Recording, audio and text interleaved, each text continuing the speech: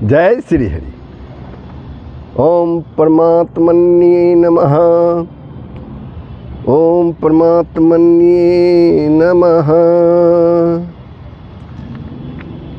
तुमेव माता च पिता तुमेव बन्धुश्च सखा तुमेव विद्या दर्विनं तुमेव सर्वमं देव देव। वसुदेवसुतं देवं कंसचाणूरमर्दनं देवकी परमानन्दं कृष्णं वन्दे जगद्गुरुं। देवकी परमानन्दं कृष्णं वन्दे जगद्गुरुं। प्रभु, आप समों ने श्रीमद् भगवत गीता के 5वें अध्याय के श्लोक 14 से 16 तक का श्रवण किया था इसके पूर्व, जिसमें प्रभु श्री कृष्ण कहते हैं जिनका वह अज्ञान परमात्मा के तत्व ज्ञान द्वारा नष्ट कर दिया गया है, उनका वह ज्ञान सूर्य के समान उस सच्चिदानंद घन परमात्मा को प्रकाशित कर देता है। यथार्थ ज्ञान से परमात्मा की प्राप्ति होती है। यह बात संक्षेप में कहकर अब 26वें श्लोक तक ज्ञान योग द्वारा, यानी 17वां श्लोक से 26वें श्लोक तक ज्ञान योग द्वारा परमात्मा को प्राप्त होने के साधन तथा परमात्मा को प्राप्त सिद्ध पुरुषों के लक्षण, आचरण, महत्व और स्थिति का वर्णन करने के उद्देश्य से पहले यहाँ ज्ञान योग के एकांत साधन द्वारा परमात्मा की प्राप्ति बतलाते हैं प्रभु श्री कृष्ण श्लोक 17 से। तो प्रभु श्लोक 17 श्रीमद् भगवत गीता के अध्याय 5वां से प्रारंभ होता है। अगर आपने वीडियो को सब्सक्राइब नहीं किया है तो अवश्य सब्सक्राइब कर देंगे, कमेंट तो अवश्य करेंगे, शेयर करेंगे, लाइक करेंगे। जय श्री हरि, जय श्री कृष्ण। तो श्लोक 17 तद्बुद्धयः तदात्मनः तनिष्ठा तत्परायणः गच्छन्ति अपुनरावृत्तिं ज्ञाननिर्धूत कल्मषः ज्ञानिर्धूत कल्मषः। जिनका मन तद्रूप हो रहा है, जिसकी बुद्धि तद्रूप हो रही है और सच्चिदानंद घन परमात्मा में ही जिनकी निरंतर एक ही भाव स्थित है, लगातार एक ही भाव स्थित है, ऐसे तत्परायण पुरुष ज्ञान के द्वारा पाप रहित होकर अपुनरावृत्ति को अर्थात परम गति को प्राप्त होते हैं। परम गति मिल जाने के बाद उसको फिर जन्म लेना पड़ता नहीं है। यहाँ पर एक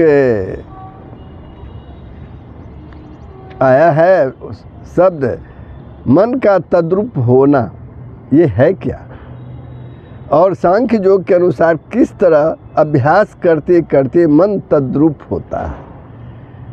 सांख्य योग या ज्ञान योग का अभ्यास करने वाले को चाहिए कि आचार्य और शास्त्र के उपदेश से संपूर्ण जगत को मायामय और एक सच्चिदानंद घन परमात्मा को ही सत्य वस्तु समझकर, एकमात्र परमात्मा को ही सत्य वस्तु समझकर तथा संपूर्ण अनात्म वस्तुओं के चिंतन को सदा छोड़कर, सर्वथा छोड़कर मन को परमात्मा के स्वरूप में निश्चल स्थित करने के लिए उनके आनंदमय स्वरूप का चिंतन करे।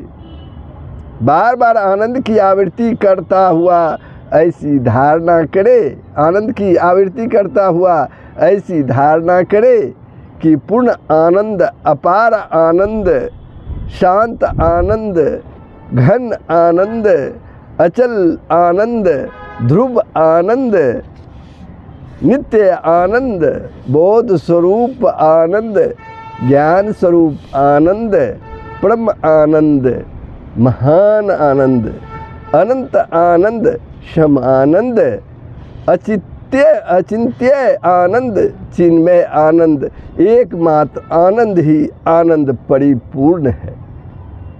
आनंद से भिन्न अन्य कोई वस्तु ही नहीं है। इस प्रकार निरंतर मनन करते करते, लगातार मनन करते करते सच्चिदानंद घन परमात्मा में मन का अभिन्न भाव से निश्चल हो जाना, मन का तद्रूप होना है। एक और शब्द आया है, बुद्धि का तद्रूप होना। मन का तद्रूप होना तो आप सुन ही लिए, अब आया है बुद्धि का तद्रूप होना। ये क्या है? और मन तद्रूप होने के बाद, मन तद्रूप होने के बाद किस तरह के अभ्यास से बुद्धि तद्रूप होती है? उपयुक्त प्रकार से मन के तद्रूप हो जाने पर बुद्धि में सच्चिदानंद घन परमात्मा के स्वरूप का प्रत्यक्ष के सदृश, प्रत्यक्ष के समान निश्चय हो जाता है। उस निश्चय के अनुसार ध्यान करते करते जो बुद्धि की भिन्न सत्ता न कर उसका सच्चिदानंद घन परमात्मा में एकाकार हो जाना है, वही बुद्धि का तद्रूप होना है। तनिष्ठा अर्थात सच्चिदानंद घन परमात्मा में एक ही भाव से स्थित किस अवस्था का नाम है? पर सच्चिदानंद घन परमात्मा में एक ही भाव से स्थित होना किस अवस्था का नाम है? तथा मन और बुद्धि दोनों के तद्रूप हो जाने के बाद वह कैसे होती है? जब तक मन और बुद्धि उपयुक्त प्रकार से परमात्मा में एकाकार नहीं हो जाता है। उपयुक्त प्रकार मतलब मन का तद्रूप होना, बुद्धि का तद्रूप होना। जब तक मन और बुद्धि उपयुक्त प्रकार से परमात्मा में एकाकार नहीं हो जाते, तब तक सांख्य योगी की परमात्मा में अभिन्न भाव से स्थित नहीं होती।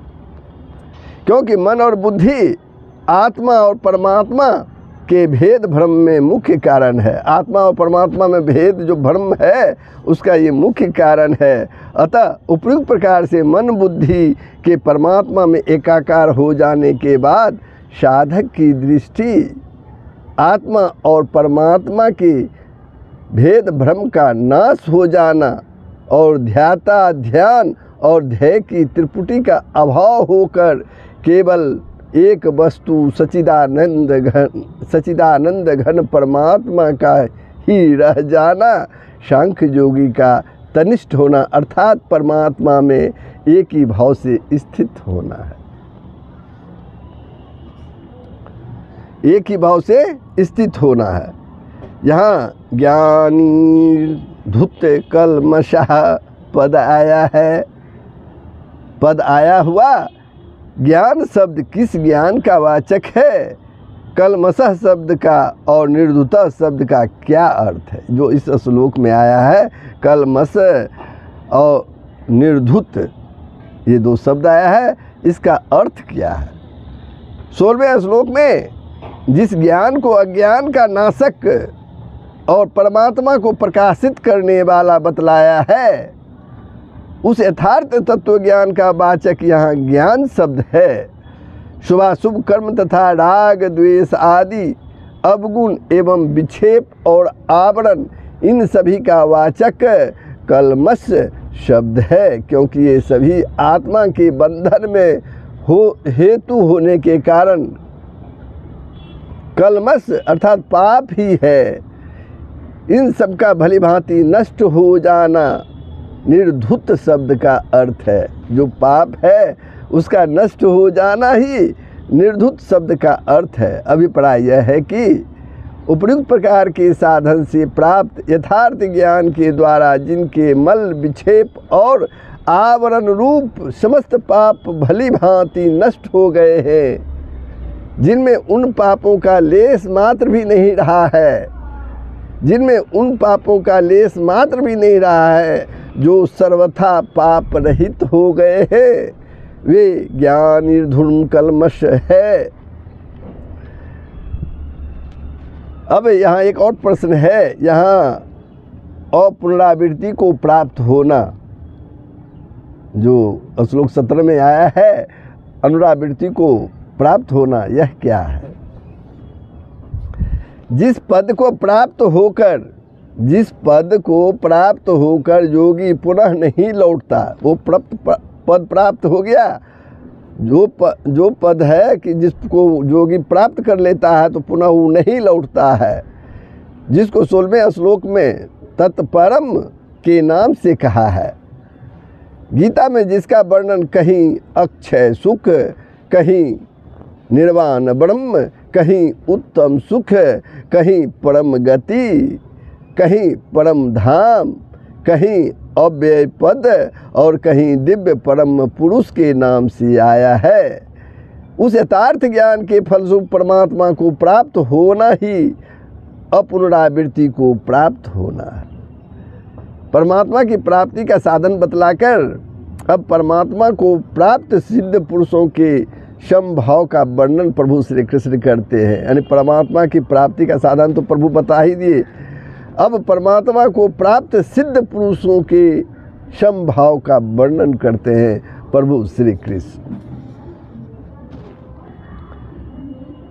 विद्या विनय संपन्ने ब्राह्मणे गवी हस्तिनी, सुनी चैव स्वपाके च पंडिता समदर्शनि,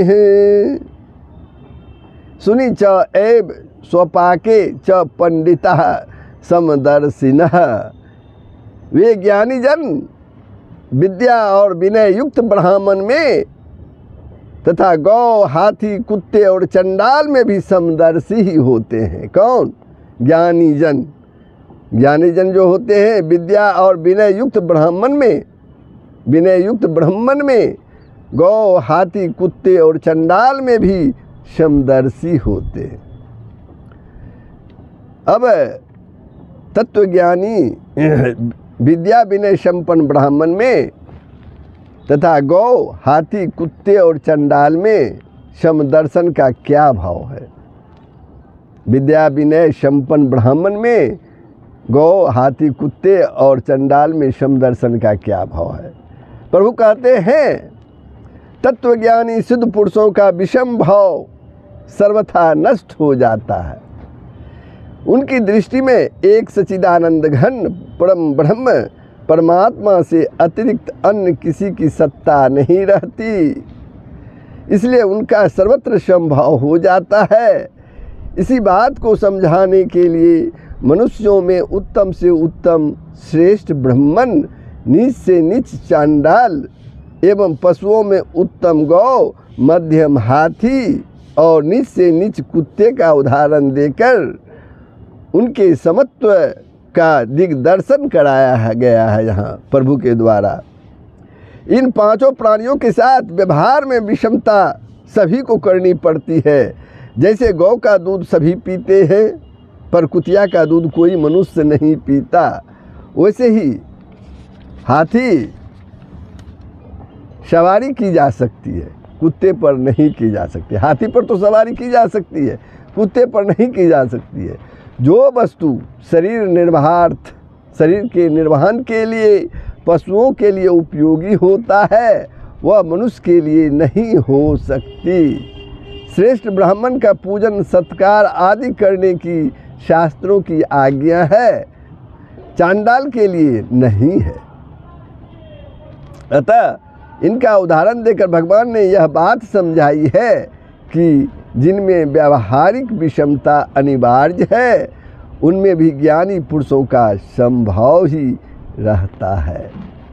कभी किसी भी कारण से कहीं भी उनमें विषम भाव नहीं होता।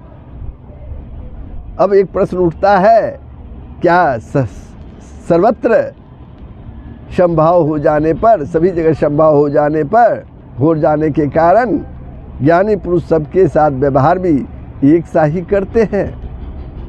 तो इसका उत्तर सुन लीजिए, ऐसी बात नहीं है। ज्ञानी पुरुष जो प्रश्न आया है, सबों के साथ एक ही सा व्यवहार करते हैं, तो उसका उत्तर देते हुए प्रभु श्री कृष्ण कहते हैं ऐसी बात नहीं है। सबके साथ एक सा व्यवहार तो कोई कर ही नहीं सकता। शास्त्रों में बतलाए हुए न्याययुक्त व्यवहार का भेद तो सबके साथ रखना ही चाहिए। ज्ञानी पुरुषों की यह विशेषता है कि वे लोक दृष्टि से व्यवहार में यथा योग्य आवश्यक भेद रखते हैं। ब्राह्मण के साथ ब्राह्मणोचित, चंडाल के साथ चंडालोचित, इसी तरह गौ, हाथी और कुत्ते आदि के साथ यथा योग्य सद्व्यवहार करते हैं। परंतु ऐसा करने पर भी उनका प्रेम और परमात्मा भाव सब में समान रहता है। जैसे मनुष्य अपने मस्तक, हाथ और पैर आदि अंगों के साथ भी बर्ताव में ब्राह्मण, क्षत्रिय, वैश्य और शूद्र आदि के सदृश भेद रखता है। अपने शरीर के अंगों में भी जो काम मस्तक और मुख से लेता है वह हाथ और पैरों से नहीं लेता। जो हाथ पैरों का काम है वह सिर से नहीं लेता, और सब अंगों के आदर, मान एवं सोच आदि में भी भेद रखता है। तथापि इनमें आत्मभाव, अपनापन समान होने के कारण वह सभी अंगों के सुख दुख का अनुभव समान भाव से ही करता है मनुष्य, और सारे शरीर में उसका प्रेम एक सा रहता है। सारे शरीर में उसका प्रेम जो है एक सा ही रहता है। प्रेम और आत्मभाव की दृष्टि से कहीं विषमता नहीं रहती। वैसे ही तत्वज्ञानी महापुरुष की सर्वत्र ब्रह्म दृष्टि हो जाने के कारण लोक दृष्टि से व्यवहार में यथायोग्य भेद रहने पर भी उसका आत्मभाव और प्रेम सर्वत्र समान रहता है, बराबर रहता है। और इसलिए जैसे किसी भी अंगों में चोट लगने पर या उसकी संभावना होने पर मनुष्य उसके प्रतिकार की चेष्टा करता है, वैसे ही तत्वज्ञानी पुरुष भी व्यवहार काल में भी किसी भी जीव या जीव समुदाय पर विपत्ति पड़ने पर बिना भेदभाव के उसके प्रतिकार की यथायोग्य चेष्टा करता है। इस प्रकार तत्वज्ञानी के समभाव का वर्णन करके अब समभाव को ब्रह्म का स्वरूप बतलाते हुए उसमें स्थित महापुरुषों की भूमिका का वर्णन करते हैं प्रभु श्री कृष्ण। यानी श्लोक 19 में इहैव तैर्जितः सर्गो येषां साम्ये स्थितिं मनः निर्दोषम ही समम ब्रह्म तस्माद् ब्राह्मणी ते स्थिता।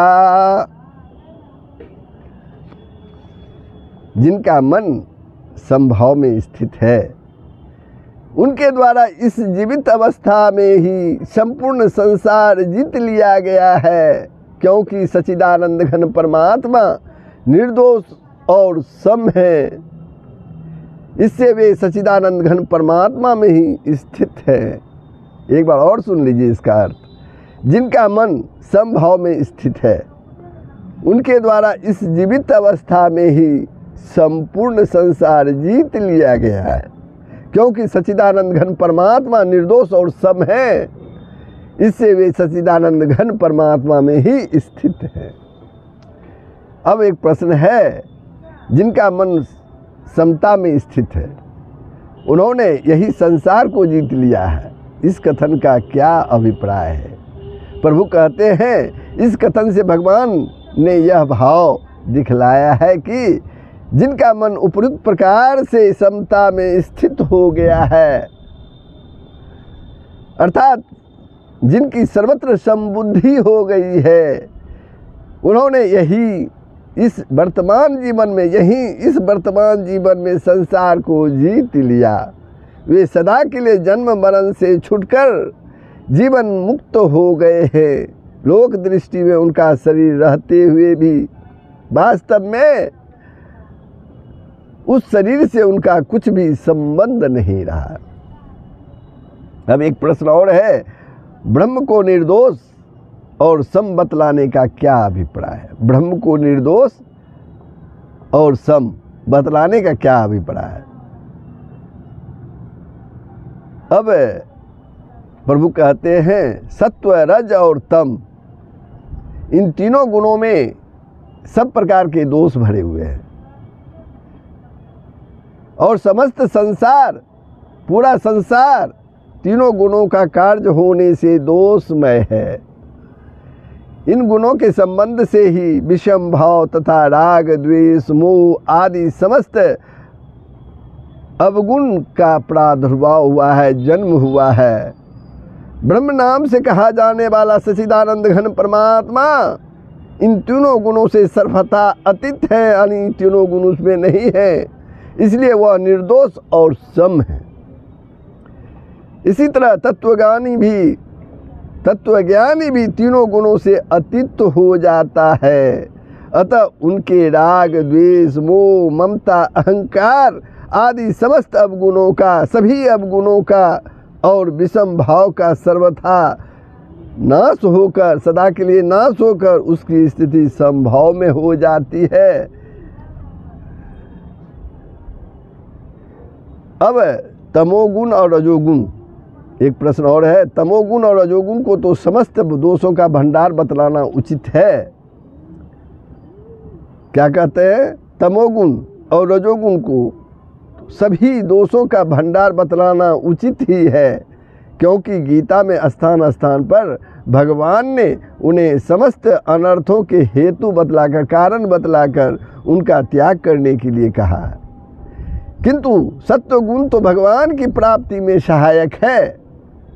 उसकी गणना रज और तम के साथ करके उसे भी समस्त दोषों का भंडार कैसे प्रभु ने कहा है? यद्यपि रज और तम की अपेक्षा से सत्वगुण श्रेष्ठ है तथा मनुष्य की उन्नति में सहायक भी है, फिर भी अहंकार युक्त सुख एवं ज्ञान के संबंध से भगवान ने इसको भी बंधन का कारण बतलाया है। वस्तुतः तीनों गुणों से संबंध छूटे बिना साधक सर्वथा निर्दोष नहीं होता और उसकी स्थिति पूर्णतया संभव में भी नहीं होती। इसलिए यहाँ गुणातीत के प्रसंग में सत्वगुण को भी सदोष बतलाना अनुचित नहीं है। सत्वगुण को भी सदोष बतलाना अनुचित नहीं है। अब निर्गुण निराकार सच्चिदानंद घन ब्रह्म को प्राप्त समदर्शी सिद्ध पुरुष के लक्षण बतलाते हैं प्रभु श्री कृष्ण। न प्रहस्येत प्रियम प्राप्य न उद्दीजेत्र प्राप्य च अप्रियम स्थिर बुद्धि असमूढ़ ब्रह्मवित्त ब्राह्मणी स्थितः। जो पुरुष प्रिय को प्राप्त होकर हर्षित नहीं हो, खुश नहीं हो और अप्रिय को प्राप्त होकर उद्विग्न न हो, वह स्थिर बुद्धि संशय रहित ब्रह्मवेता पुरुष सच्चिदानंद घन ब्रह्म परमात्मा में एक ही भाव से नित्य स्थित है, एक ही भाव से नित्य निस्थित है। अब एक प्रश्न है, प्रिय और अप्रिय की प्राप्ति में, प्रिय और अप्रिय की प्राप्ति में हर्षित यानी खुश और उद्विग्न न होने का क्या अभिप्राय है?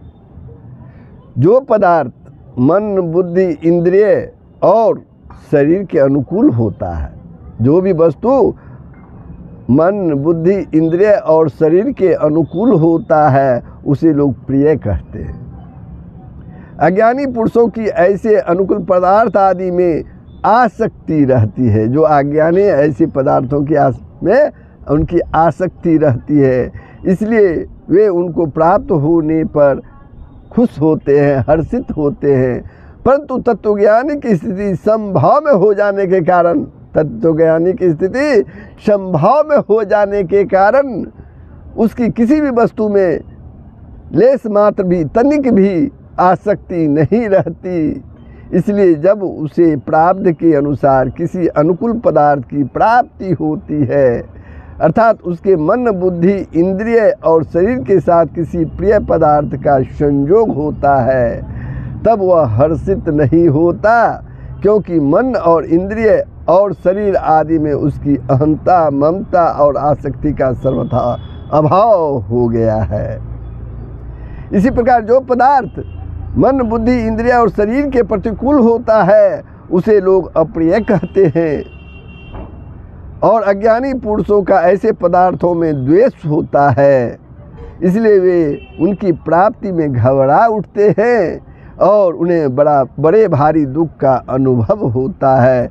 किंतु ज्ञानी पुरुष में द्वेष का सर्वथा अभाव हो जाता है, इसलिए उनके मन, इंद्रिय और शरीर के साथ अत्यंत प्रतिकूल पदार्थ का संयोग होने पर भी वह उद्विग्न यानी दुखी नहीं होता।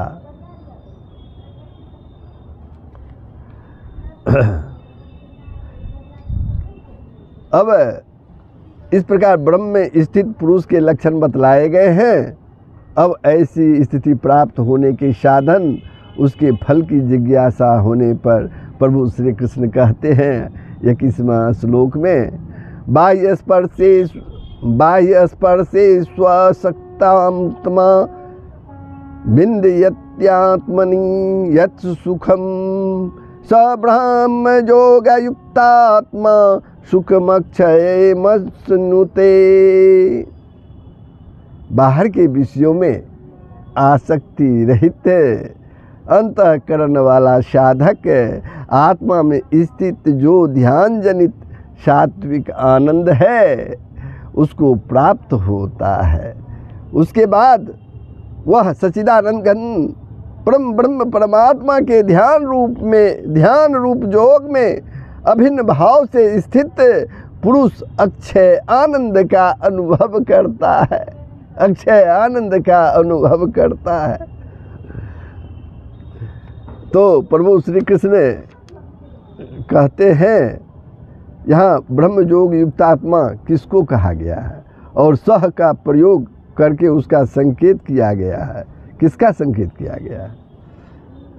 उपयुक्त प्रकार से जो पुरुष इंद्रियों के समस्त विषयों में आसक्ति रहित होकर उपरति को प्राप्त हो गया है तथा परमात्मा की ध्यान की अटल स्थिति उत्पन्न महान सुख का अनुभव करता है, वह ब्रह्म योग युक्त आत्मा अर्थात परम ब्रह्म परमात्मा के ध्यान रूप योग में अभेद भाव से स्थित कहा गया है।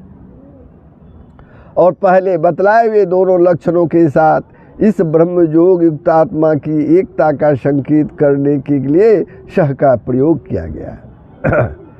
एक प्रश्न और है, अक्षय आनंद क्या है? अक्षय आनंद क्या है और उसकी अनुभव करने का क्या भाव?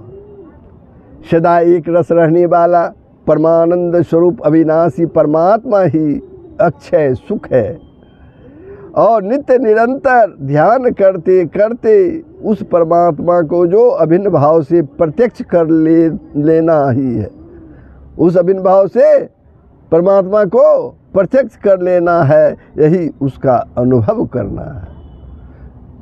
इस सुख की तुलना में कोई सा भी सुख नहीं ठहर सकता। संसारिक भोगों में जो सुख की प्रतीति होती है वह तो सर्वथा नगण्य और क्षणिक है। उसकी अपेक्षा वैराग्य और उपरति के सुख ध्यान जनित सुख में हेतु होने के कारण अधिक अस्थायी है और ध्यान जनित सुख परमात्मा की साक्षात प्राप्ति का कारण होने से उसकी अपेक्षा भी अधिक अस्थायी है। परंतु साधन काल के इन सुखों में से किसी को भी अक्षय नहीं कहा जा सकता। अक्षय आनंद तो परमात्मा का स्वरूप है, अक्षय आनंद तो परमात्मा का स्वरूप है। तो बंधुओं, अब श्लोक 21 पर मैं विश्राम ले रहा हूँ। ये प्रसंग था, तो कैसा लगा कमेंट के माध्यम से अवश्य ही बतलाएंगे। साथ ही लाइक करेंगे और शेयर करके दूसरों को भी इस प्रसंग को सुनने का मौका देंगे। जय श्री हरि, जय श्री कृष्ण। सबका कल्याण हो, पूरे विश्व का कल्याण हो। जय श्री हरि।